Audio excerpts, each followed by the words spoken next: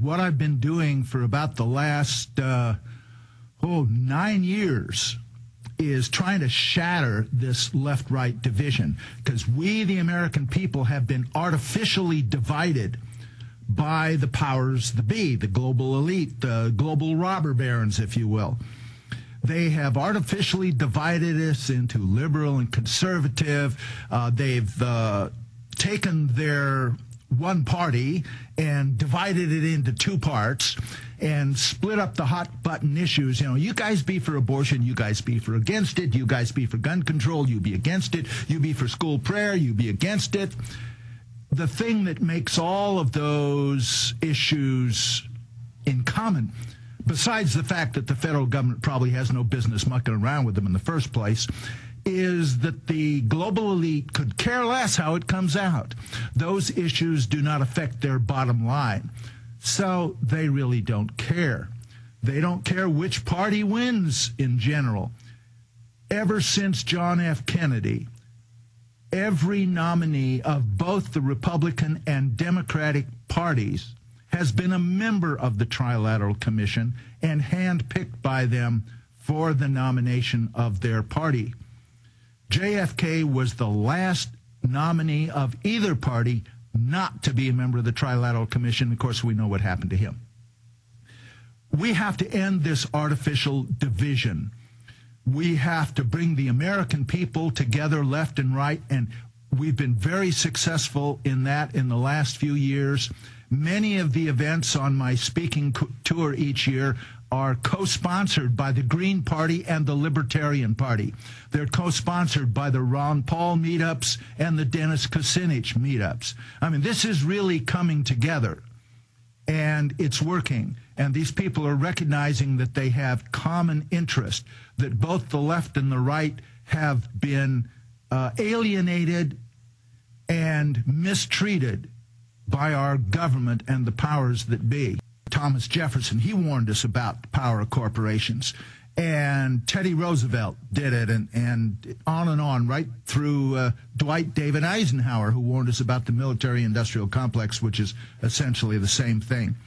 Now, the whole problem got a lot worse in the 19th century when the railroads somehow got a Supreme Court justice to talk about corporate personhood. And the myth of corporate personhood has gone on to this day and has been parlayed by the corporations into a First Amendment free speech right to spend as much money as they want buying up politicians and buying up votes with their corporate-controlled media.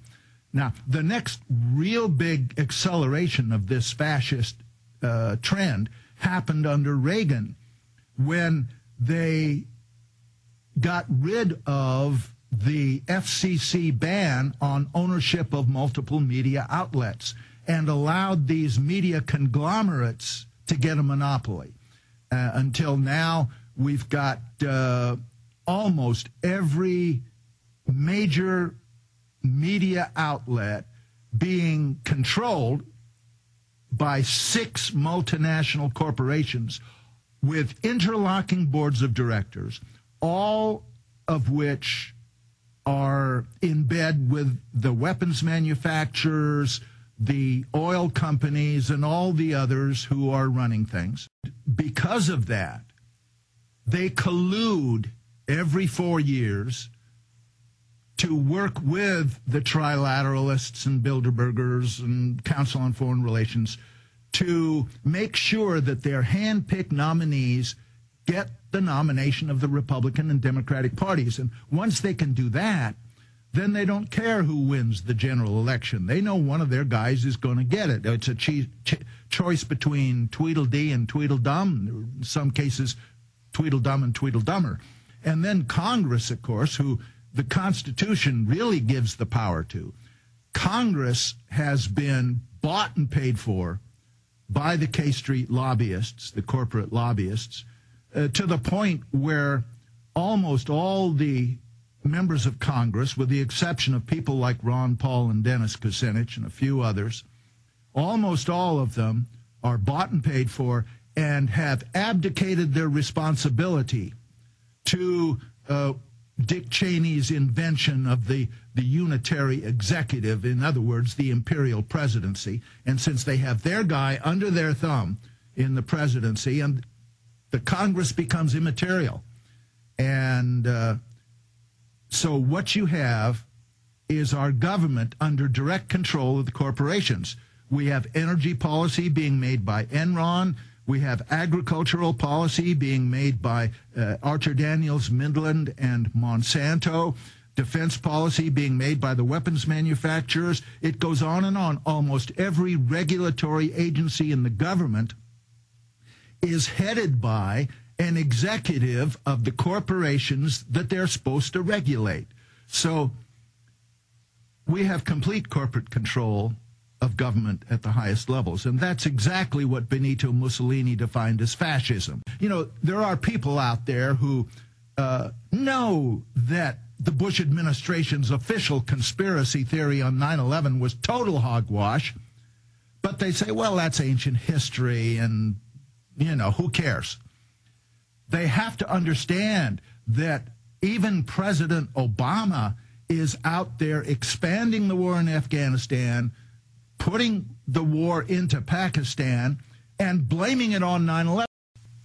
The architecture of the New World Order is, of course, the Council of Foreign Relations, the Trilateral Commission, the Bilderbergers, the guys that came out of the old Cecil Rhodes organization. But then there's the operating arm, really, is the World Trade Organization, the IMF, and the World Bank.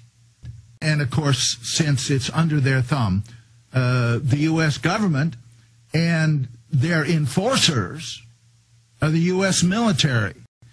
I'm encouraged by the Oath Keepers.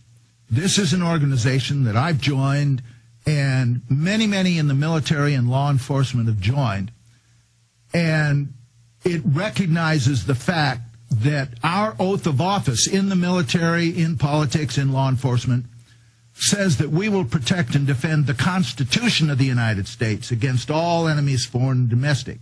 I mean, we don't promise to obey a president or a commander. We promise to protect and defend the Constitution of the United States against all enemies, foreign and domestic, which, by the way, includes a renegade president. Those in and around our government are the terrorists.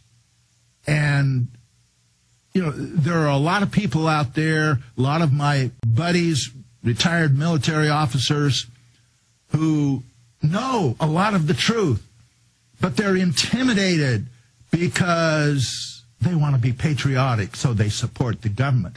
Baloney! Supporting the government is not what's patriotic.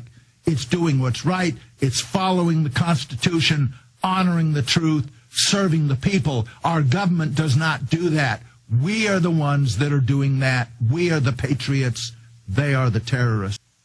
The First Amendment is designed to protect we the people, the dissenters. That's what it's about. It's not designed to protect the people who are defending government actions. It's designed to protect those of us who are criticizing the government. We've got to insist, all of us, that we are the patriots, they are the terrorists. We are the ones that the First Amendment was written to protect.